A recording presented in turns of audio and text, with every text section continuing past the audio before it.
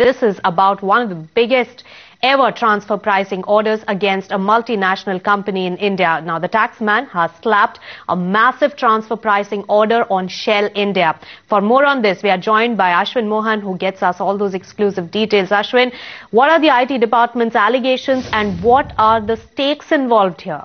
Well, Nisha, this is clearly one of the biggest ever setbacks that oil and petrochemical giant Shell is facing as far as its Indian operations are concerned.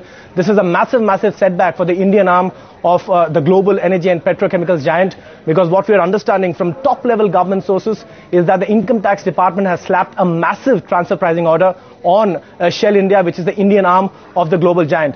Now, transfer pricing, of course, relates to the allocation of revenues between different divisions of an MNC. And in this case, we understand that in one of the biggest ever transfer pricing additions, we understand that the order says that there is an alleged underpricing of a whopping 15,000 crore rupees by Shell India. And that's an amount which we have not heard of as far as Income Tax Department and MNCs are concerned in a long time. And therefore, the stakes are really high because we are talking about a whopping amount of 15,000 crore rupees.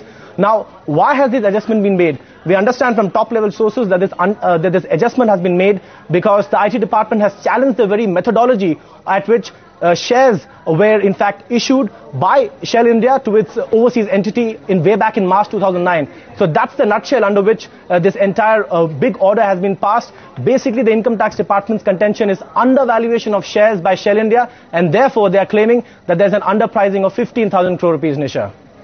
It's a big news there, Ashwin Mohan, with that exclusive. But Ashwin, it's a whopping 15,000 crore rupees that we are talking about here.